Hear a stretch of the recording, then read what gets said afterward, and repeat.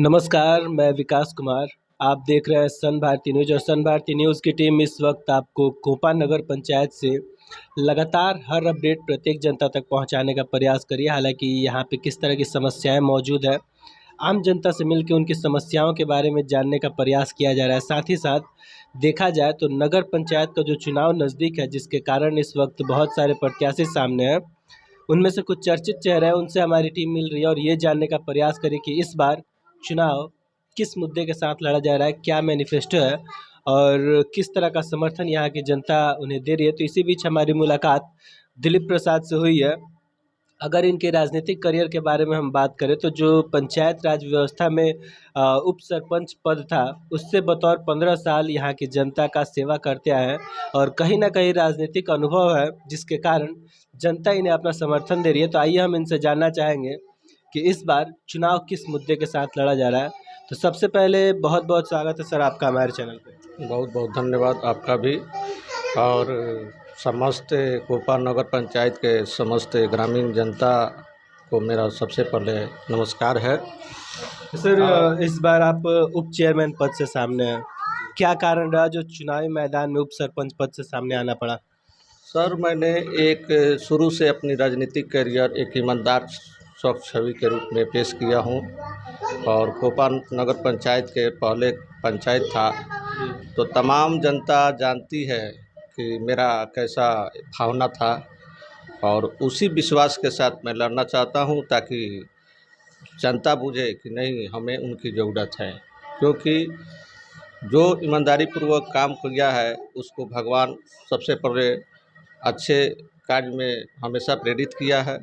और फिर हमको आशा है कि जनता हमको मौका देगी, तो हम ज़रूर उप सरपंच का जो भी दायित्व होगा, जो भी कदम होगा, अच्छे से अच्छे जनता के हित में काम करूँगा।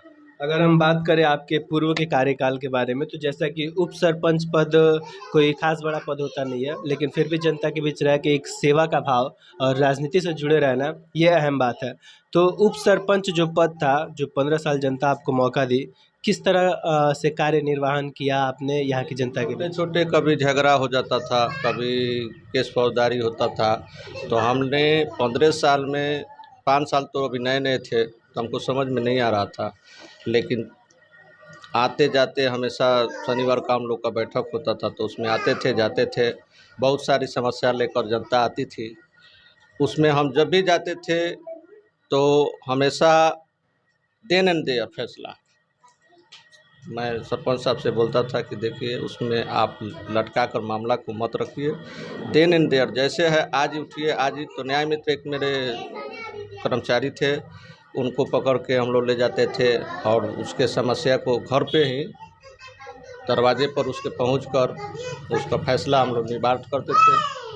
और निवारण करते वक्त अगर समस्या आती थी, पैसा कौड़ी भी कुछ भी अगर देखते थे कि उससे फिर मामला उलझ जाता है, तो उसमें भी अपने पास से पैसा देकर उस समस्या को उसी वक्त निदान किया जाता था।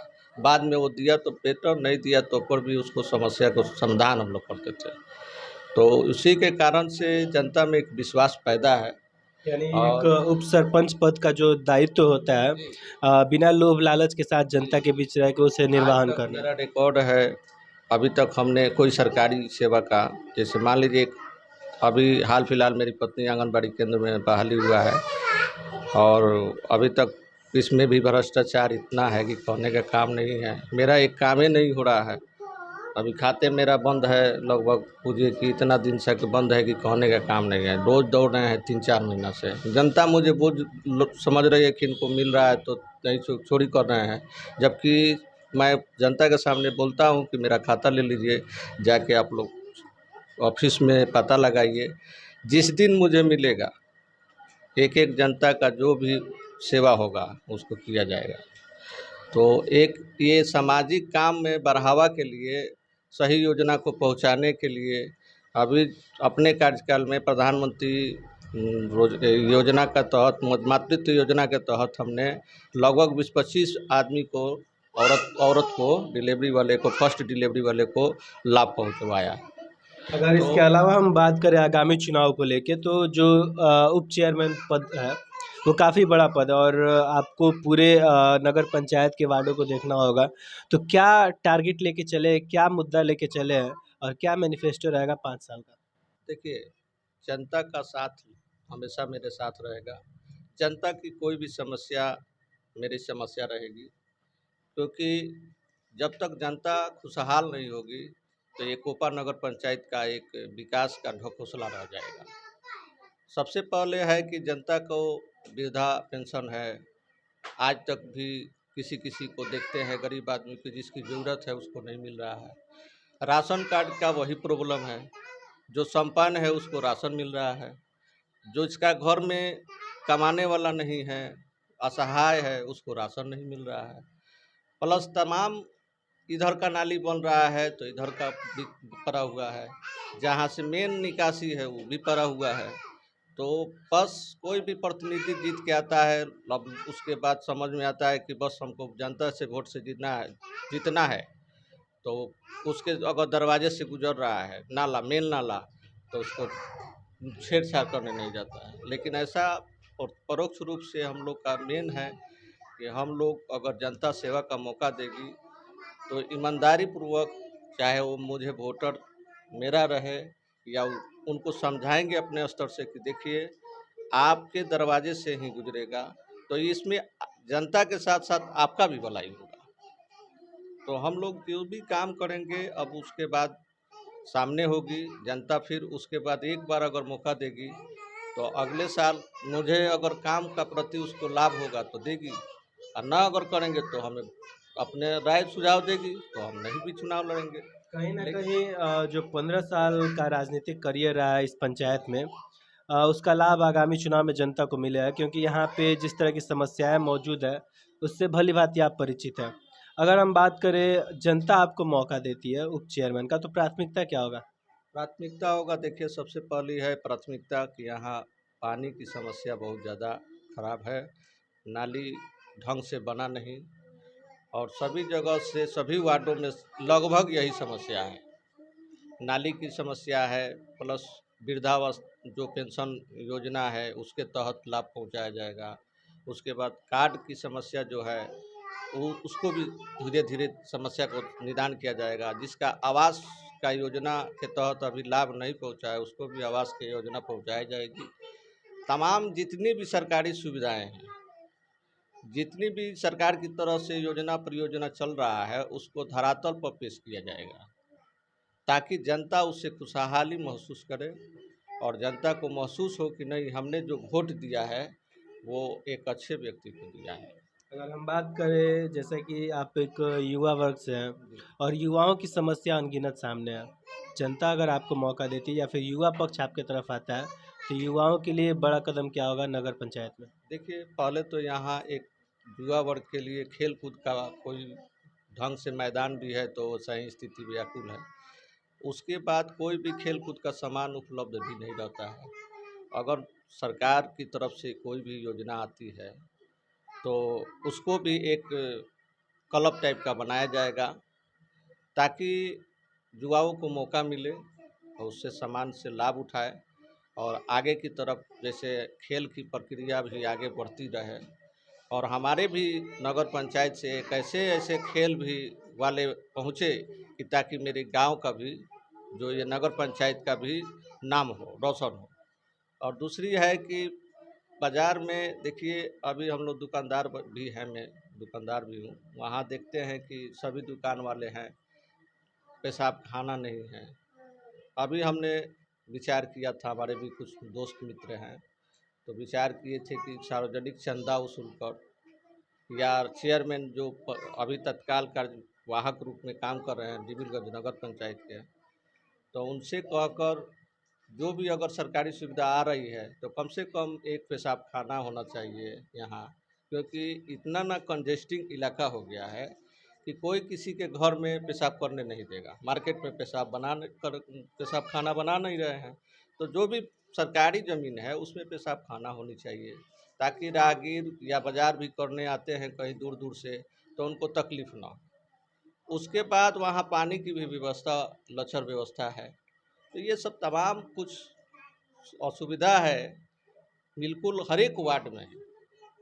तो मैं चाहूँगा कि अगले अगर पहली बार जीतूँगा, अगर उप चेयरमैन से अगर पहली जीतूँगा तो मात्र 3 महीने के अंदर नल और पेशाब खाना का व्यवस्था पहले अपने पास से कराऊँगा। मात्र 3 महीने का। जी, मात्र 3 महीने के अंदर जिस तरह ये की समस्या पहली मेरी उद्देश्य रहेगा कि हर एक वार्ड में पेशाब खाना का एक शौचालय और आपका नल का व्यवस्था, जो पेयाऊ जल का व्यवस्था होता है, छोटा-छोटा जल मीनार उसको बोलते हैं। नल जल योजना तक की कुछ हर एक वार्ड में उपलब्ध है। उसी के माध्यम से पेयाऊ जल का व्यवस्था हम लोग मात्र जीतने के 3 महीने के अंदर पूर्ण रूप से कराएँगे। तो जिस तरह के वादे आपके द्वारा किए जा रहे हैं, वैसे वादे हर चुनाव में हर बार प्रत्याशी जनता के बीच करते हैं, लेकिन 5 साल का समय मांगते हैं, जनता प्रतिनिधि को चुन के लाती है, लेकिन जो विश्वास दिखाया जाता है वो कहीं ना कहीं प्रतिनिधि उस पर खरे नहीं उतर पाते हैं, जिसकी वजह से आज भी जनता के मन में एक शंका बना हुआ है कि किस तरह के कैंडिडेट को चुन के लाए जो हमारा कार्य करे। क्या मैसेज रहेगा जनता के लिए? देखिए, पहले तो हम आपको बता दें कि जो भी मैं चुनाव जीता हूँ, वो कोई सत्ता लोलुप चुनाव नहीं था। एक ईमानदारी पूर्वक हमको जो कार्यवाहक के रूप में मिला था, मेरा परिचय जनता भी जो वहाँ समस्या लेके आते थे, उनसे जाके पूछेगा तो वो बताएंगे कि कितना ये स्वार्थी थे, चाहे निस्वार्थ भावना से जो किए हैं वही बता सकते हैं, और कोई उसमें विकास की योजना थी नहीं। लेकिन अब चुनाव में कुछ अनुभव होने के बाद ही अगर बड़ा पद अगर चुनाव जीतते हैं तो जनता उसके बाद न देखेगी कि क्या ये कर रहे हैं नहीं कर रहे हैं। देखिए, हमने जो समस्या था, बहुत अनेकों समस्याएं हैं, लेकिन मात्र अभी 3 समस्या जो जुझारू रूप से अत्यंत जरूरी है, अत्यंत जरूरी है। अगर मैं चुनाव जीतता चाहे हारता उससे नहीं मतलब, अगर सहयोग में हमने इसके पहले व्यवसायियों का एक संगठन बनाया था, उसमें सभी व्यक्ति अध्यक्ष लेकिन उसमें भी कोई सब कोई अपना अपना काम में व्यस्त हैं। लेकिन उसमें भी हमने विचार रखा था कि देखिए, आप लोग एक संगठन बनाइए, उस संगठन में हम लोग चंदा लगा के कुछ भी लगा के ये समस्याएं को निदान करते हैं। लेकिन कुछ कारण से किसी के दुकानदार से समय नहीं है, अब हम पे ही छोड़ा गया कि आप भी तोड़िए, आप भी तोड़िए, आप भी तोड़िए। तो हमने अपना भी कारोबार छोड़कर थोड़ा सा समय दिया, लेकिन देखे कि इसको सुचारू रूप से लागू नहीं हो सकता है। जब तक एक अच्छा पद नहीं होगा आपके पास, तो समाज में पैठ नहीं बनता है। समाज में अब मैं कुछ बहुत कुछ कहूँ, जानूँ, चाहे को बोलूँ, लेकिन एक उसके साथ पद भी चाहिए, जिस कारण से लोग के विश्वास पैदा होता है। अब लोग सोचता है कि चलिए होगा नहीं, ये नहीं है, बड़ा पहाड़ बता रहे हैं, लेकिन मैं जनता को बताना चाहता हूँ कि जैसे चींटी एक पहाड़ पर चढ़ने में समय लगता है और अपने लक्ष्य को हासिल करता है, उसी प्रकार मैं भी जनता के विश्वास पर अगर खरा नहीं उतरूँगा तो मुझे जनता एक बार तो मौका, मान लीजिए 15 साल हमको जिस योजना में भेजी, मान लीजिए हम सरपंच विभाग में केवल फैसला ही करना था, आज तक कोई रिकॉर्ड नहीं है कि मैंने किसी को सुलह के मामले को अनसुलह में छोड़े हैं। अब बता रहा हूँ कि जब भी मैं शनिवार को पहुँचता था, देन एंड देयर हमेशा फैसला कराता था। तो इस कारण से मुझे विश्वास है कि जनता इस साल भी मौका देगी तो और जनता आगामी का, चुनाव को लेकर जनता से क्या अपील रहेगा? जनता से यही अपील रहेगा कि एक बार सेवा का मौका दीजिए और आपको अपने स्तर से जितना भी कार्यक्रम होगा हम जनता के बीच में लाभ पहुंचाएंगे, जनता का कार्य को करेंगे। और सर आँखों पर मेरा जनता ही, मैं कोई भी कार्य करूंगा 10 व्यक्तियों को सलाह लूँगा, 10 व्यक्तियों से नाराज़गी जो होगी उसको दूर करूंगा और अच्छे काम को बेहतर तरीक़ा से, ताकि कोई भी समस्या खड़ी ना हो और सुचारू रूप से बढ़िया काम करे और हमारा कोपा नगर पंचायत विकास करे। बस यही है। और यहाँ सबसे बड़ा समस्या जो था वो तो आपको बता ही दिए। बहुत बहुत धन्यवाद ठीक आपका। है।